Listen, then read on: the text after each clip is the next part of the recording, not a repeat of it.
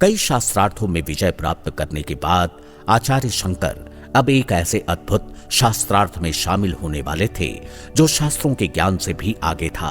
ऐसा शास्त्रार्थ न पहले कभी हुआ था और न उसकी कोई दूसरी मिसाल मिलती है। यह ऐतिहासिक शास्त्रार्थ आचार्य शंकर और मंडन मिश्र के बीच हुआ था। शास्त्रार्थ के लिए आचार्य शंकर मंडन मिश्र के निवास माहिष्मती नगरी पहुंचे। ये जगह आज बिहार के सहरसा जिले का महिषी कस्बा है। शास्त्रार्थ में शंकराचार्य का सामना करने वाले मंडन मिश्र कितने बड़े विद्वान थे, इसका अंदाजा इस बात से लगा सकते हैं कि उनके घर का पालतू तोता भी श्लोक बांचता था। मंडन मिश्र की पत्नी उभय भारती भी पूरे क्षेत्र में अपनी विद्वता के लिए प्रसिद्ध थी। आचार्य शंकर जब मंडन मिश्र के घर पहुंचे तो वो श्राद्ध कर्म में व्यस्त थे। आचार्य शंकर को देखकर मंडन मिश्र क्रोधित हो गए, क्योंकि श्राद्ध के समय सन्यासी का आगमन वर्जित था। उस समय आचार्य और मंडन मिश्र के बीच लंबी बहस हुई।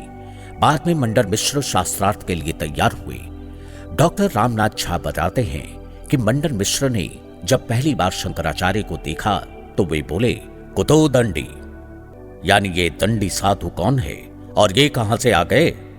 मंडन मिश्र गृहस्थ थे और कर्मकांड की बात करते थे, जबकि शंकराचार्य सन्यासी थे और ज्ञान कांड की बात करते थे।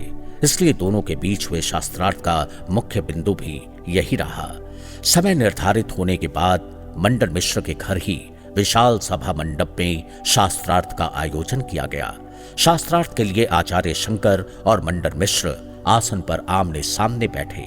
उनके चारों तरफ कई ऋषि विद्वान लोग बैठे थे। यह तय हुआ कि इस शास्त्रार्थ की मध्यस्थता मंडन मिश्र की पत्नी उभय भारती करेंगी। शास्त्रार्थ आरंभ करने की आज्ञा देते हुए उभय भारती ने कहा, सर्वप्रथम आप दोनों अपना अपना पक्ष प्रस्तुत करें। इस पर मंडन मिश्र उभय भारती की ओर देखकर बोले, देवी, आचार्य विचार प्रार्थी होकर हमारे यहां आए हैं, इस कारण वे ही पहले अपना मत प्रस्तुत करें। मंडन मिश्र का ये पक्ष सुनकर आचार्य शंकर ने हामी भरी। अवश्य।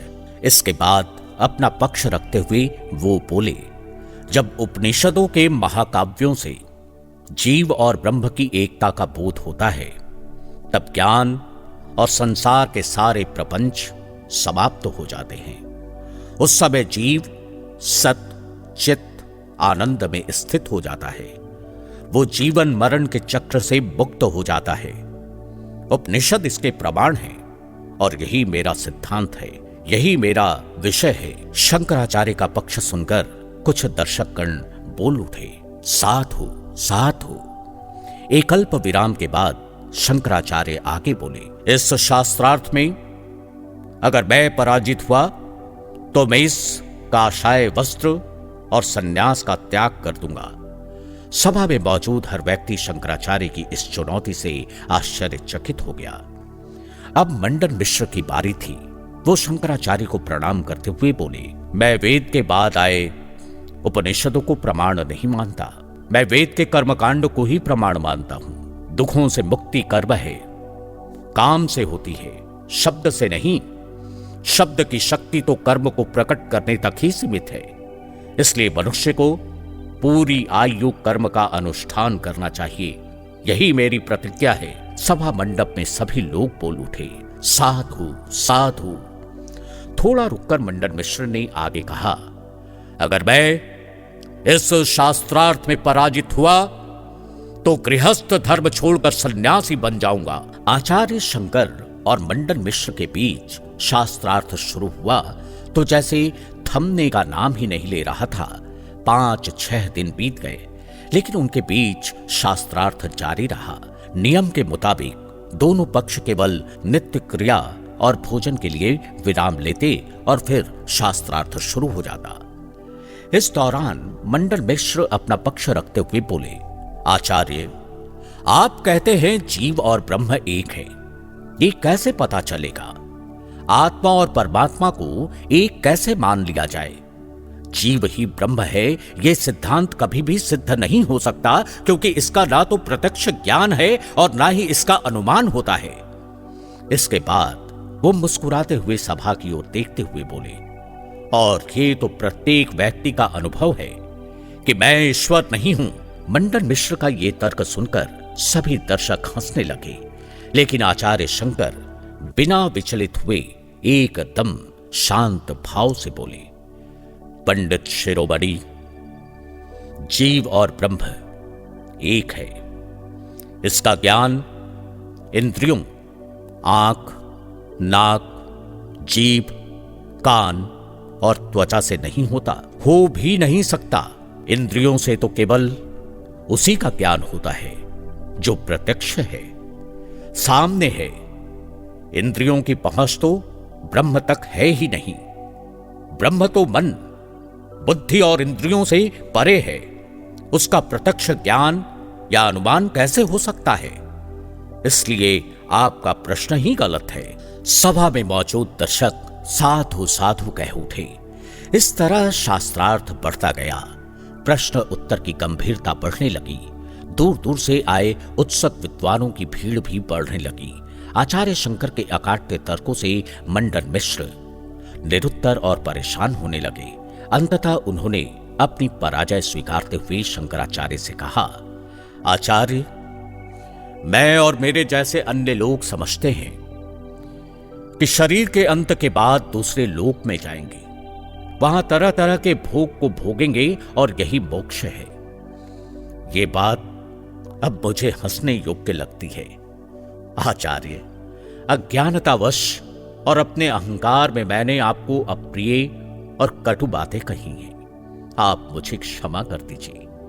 मैं संन्यास लेकर आपकी शरण में रहना चाहता हूं। आप अपना शिष्य बनाकर मुझे ब्रह्म तत्व का उपदेश दीजिए। मंडन मिश्र की ये बात सुनकर सभा सन्न रह गई। महान विद्वान प्रकांड पंडित मंडन मिश्र निरुत्तर होकर शंकराचार्य के शिष्य बनने को तैयार थे।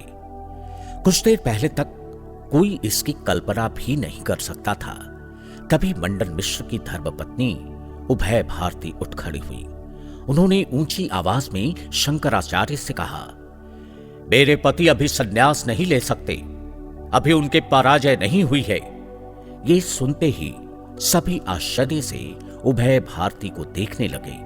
उभय भारती अपनी बात जारी रखते हुए आगे बोली, शास्त्र में पत्नी को पति की अर्धांगिनी माना गया है, इसलिए मुझे पराजित करने के बाद ही आप मेरे पति को शिष्य बना सकते हैं।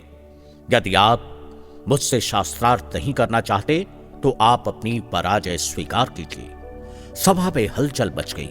आचार्य शंकर ने उन्हें समझाने की कोशिश की, लेकिन उभय भारती अपनी बात पर अटल थी। अंततः आचार्य शंकर उनसे शास्त्रार्थ को तैयार हो गए। आचार्य शंकर ने उभय भारती को अपने सामने आसन ग्रहण करने का इशारा करते हुए कहा, माते, यदि आपकी यही इच्छा है तो आइए, मेरे सामने आसन ग्रहण कीजिए। इसके बाद शंकराचार्य और उभय भारती के बीच शास्त्रार्थ आरंभ हुआ, जो 17 दिनों तक चलता रहा। उभय भारती को जब लगने लगा कि आचार्य शंकर को पराजित करना असंभव है, तो 18वें दिन उन्होंने आचार्य शंकर के सामने एक बड़ी दुविधा खड़ी कर दी। प्रश्नों का रुख मोड़ते हुए आचार्य शंकर से उन्होंने कुछ ऐसा पूछ लिया जिसका जवाब शंकराचार्य के पास नहीं था। उभय भारती ने शंकराचार्य से कहा, अब मैं आपसे काम संभोग के संबंध में प्रश्न पूछना चाहती हूं। ये सुनते ही सभा को जैसे सांप सूंघ गया।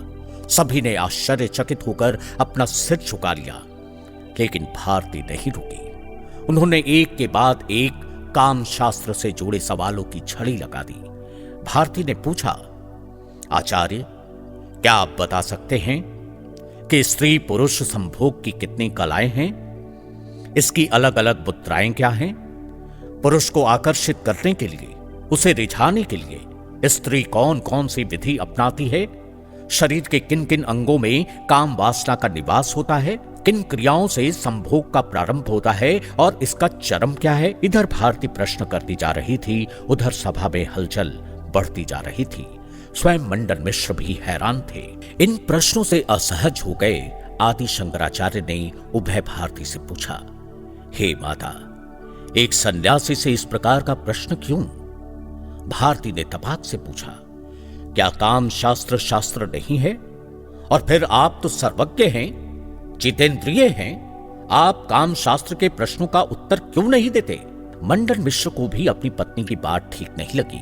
उन्होंने बीच में पत्नी को टोकते हुए कहा, देवी, सन्यासी से ऐसे प्रश्न करना अनुचित है। इन्होंने बाल्यकाल में ही सन्यास ग्रहण कर लिया था। एक विरक्त त्यागी सन्यासी काम शास्त्र के ज्ञान पर कैसे विचार कर सकता है? और अगर ये विचार भी करें तो इससे इनका सन्यास धर्म खंडित होगा। मंडन मिश्र अपनी पत्नी के प्रश्नों को अनुचित बताते हुए उन पर आपत्ति जता रहे थे और उधर शंकराचार्य सिर झुकाए कुछ सोच रहे थे। अचानक उन्होंने मंडन मिश्र को बीच में टोका और उभय भारती से बोले, माते, मैं आपके प्रश्नों के उत्तर देने को तैयार हूं, लेकिन इसके लिए मुझे 1 माह का समय चाहिए। भारती शंकराचार्य की स्वीकृति को सुनकर हैरान हुई। उन्हें इस उत्तर की अपेक्षा नहीं थी। फिर भी वो कुछ पल सोचकर बोली, जैसी आपकी इच्छा आचार्य, लेकिन ठीक 1 मास बाद आपको शास्त्रार्थ के लिए आना होगा और मेरे द्वारा पूछे गए काम शास्त्र के सभी प्रश्नों का उत्तर देना होगा। शंकराचार्य ने हाथ जोड़कर उभय भारती की शर्त मंजूर की और कहा, आप निश्चिंत रहें, ऐसा ही होगा। ये कहते हुए शंकराचार्य अपने आसन से उठ गए। सभा भंग हो गई। वहां मौजूद लोग आश्चर्य से शंकराचार्य को देखते रह गए और शंकराचार्य तेज कदमों से सभा से निकल गए। इसके बाद आचार्य जंगल की ओर चले गए। कहा जाता है कि वहां उन्हें अमरूक नाम के एक राजा का शव दिखाई दिया। शिकार के दौरान राजा की मौत हो गई थी। उसी क्षण आचार्य शंकर ने प्रबल योग शक्ति से अपने शरीर का त्याग कर दिया और राजा के शरीर में प्रवेश कर गए। आदि शंकराचार्य महीने भर तक राजा अमरूक के शरीर में रहे और इस रूप में उन्होंने रानी का साथ पाया। इस दौरान उन्होंने काम शास्त्र का ज्ञान किया। महीना पूरा होते ही आचार्य ने राजा के शरीर को छोड़कर वापस अपने शरीर को धारण किया। तय सीमा पर एक बार फिर वे अभय भारती से शास्त्रार्थ के लिए लौटे। अब की बार उन्होंने काम शास्त्र से जुड़े सारे प्रश्नों का उत्तर दिया। असल में आचार्य शंकर का उद्देश्य किसी को शास्त्रार्थ में पराजित करना नहीं था। वो तो वैदिक धर्म दर्शन को आम लोगों तक पहुंचाना चाहते थे। इसके लिए उन्होंने एक यात्रा शुरू की। ये दिग्विजय यात्रा भारत के इतिहास की सबसे अद्भुत यात्रा थी। भारत के दक्षिणी भाग रामेश्वरम से शुरू होकर ये यात्रा उत्तर में अलग अलग जगहों से होती हुई कश्मीर तक पहुंची, जहां शंकराचार्य ने शारदा पीठ में शास्त्रार्थ किया। पूरब में वे बंगाल और असम गए और पश्चिम में तक्षशिला, आज के रावलपिंडी तक पहुंचे। यहां उन्होंने बौद्ध दार्शनिकों से शास्त्रार्थ किया। वैदिक धर्म के उत्थान में शंकराचार्य की इस दिग्विजय यात्रा के महत्व को समझाते हुए डॉक्टर रामनाथ झा कहते हैं कि इस यात्रा के दौरान शंकराचार्य ने लगभग 84 संप्रदायों के आचार्यों से शास्त्रार्थ किया, किंतु इसका उद्देश्य दूसरों को अपमानित करना नहीं, बल्कि ये समझाना था कि आप जिस विचार पर हैं उससे आगे भी एक विचार है, यानी आपका विचार ही संसार का अंतिम विचार नहीं है। और अगर आप इस बात को समझते हैं तो आप अपने विचार और जगत दोनों का कल्याण करते हैं। इसलिए उन्होंने जिन आचार्यों के साथ शास्त्रार्थ किया वे उनसे प्रभावित होकर उनके शिष्य बन गए। सैकड़ों धर्माचार्यों ने आदि शंकराचार्य के विचार से प्रभावित होकर हिंदू वैदिक धर्म में आस्था व्यक्त की। अपनी दिग्विजय यात्रा के बाद आचार्य शंकर कुछ शिष्यों को लेकर एक बार फिर बद्रीनाथ के लिए चल दिए। वो उत्तराखंड के जोशी मठ में कुछ दिनों तक रुके। उन्हीं दिनों एक दिन उन्होंने अपने शिष्यों को बुलाया और उनसे एक विशेष बात पर विचार मंथन करते हुए कहा, अद्वैत वेदांत मार्ग को लंबे समय तक चलाने के लिए सन्यासी संघ की स्थापना आवश्यक है। इसके लिए भारत की चारों दिशाओं में मठों की स्थापना होगी। परमपाद, सुरेश्वर, हस्तामलक और तोटक मेरे ये 4 प्रमुख शिष्य उन मठों के प्रथम महाधीश होंगे, शेष अन्य शिष्य उनके सहायक होंगे। इस तरह आदि शंकराचार्य ने दक्षिण में श्रृंगेरी मठ, पश्चिम में द्वारिका मठ, पूर्व में गोवर्धन मठ और उत्तर में ज्योतिर्मठ स्थापित किया। हर मठ के एक शंकराचार्य बनाए गए। शंकराचार्य द्वारा शुरू की गई ये परंपरा आज भी है। डॉक्टर रामनाथ झा इसे शंकराचार्य द्वारा स्थापित भारत को आध्यात्मिक दृष्टि से 4 भागों में बांट दिया और ये आदेश दिया कि ये 4 शंकराचार्य अपने क्षेत्र के लोगों के आध्यात्मिक उत्थान के लिए काम करेंगे। शंकराचार्य द्वारा स्थापित ये परंपरा आज भी उन्हीं के विचारों का अनुसरण कर रही है। शंकराचार्य का योगदान यहीं तक सीमित नहीं है। उन्होंने हिंदू वैदिक धर्म को कई और स्थापनाएं दी। शंकराचार्य ने इन 4 मठों से 10 संप्रदायों को जोड़ा। ये दशनामी सन्यासी संप्रदाय कहलाते हैं। दशनामी संप्रदाय के अखाड़े होते हैं। हर अखाड़े के प्रधान महामंडलेश्वर कहलाते हैं। इस तरह से शंकराचार्य ने हिंदू धर्म के प्रचार प्रसार के लिए एक व्यवस्था तय कर दी। अब तक आचार्य शंकर की आयु 32 वर्ष पूरी होने वाली थी और वो केदारनाथ में रहकर अधिकतर समय समाधि में मग्न रहने लगे थे। उन्होंने अपने शरीर पर ध्यान देना भी कम कर दिया था। अपने भोजन को लेकर भी वो उदासीन रहने लगे थे। उनकी स्थिति देखकर शिष्यों को चिंता होने लगी थी। वो समाधि भूमि से नीचे उतरना नहीं चाहते थे। अक्सर उनकी कही बातें भी संसार से विरक्ति के भाव को व्यक्त करती थीं। एक शाम जब सूरज ढलने वाला था, प्रकृति को निहारते हुए आचार्य शंकर ने अपने पास बैठे 2-4 शिष्यों से कहा, ब्रह्म सत्यम जगन मिथ्या, जीवो ब्रह्मैव नापरः, यानी ब्रह्म ही सत्य है, जगत मिथ्या है, जीव ही ब्रह्म है। जीव और ब्रह्म में कोई भेद नहीं है। ये कहते हुए आचार्य शंकर की नजर बगल में रखे एक मिट्टी के घड़े पर पड़ी। उसको देखते हुए वो आगे बोले, क्या घड़ा मिट्टी को छोड़कर एक क्षण के लिए भी टिक सकता है? ये जगत भी मिट्टी के घड़े की तरह है, कोई ब्रह्म से अलग नहीं है। हर जीव में ब्रह्म है। शिष्य बड़े ध्यान से आचार्य की बातें सुन रहे थे। शंकराचार्य आगे बोले, अब मुझे स्पष्ट अनुभव हो रहा है कि शरीर के समस्त कार्य समाप्त हो गए हैं।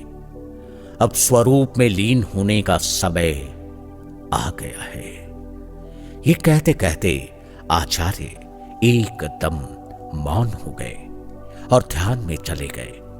कहा जाता है किसी अवस्था में वो कुछ दिन रहे और अंत में वे समाधि योग ग्रहण कर आत्म स्वरूप में लीन हो गए। शंकर अवतार परम ज्ञानी यतिराज शंकर के जीवन का 32वां वर्ष समाप्त हो चुका था।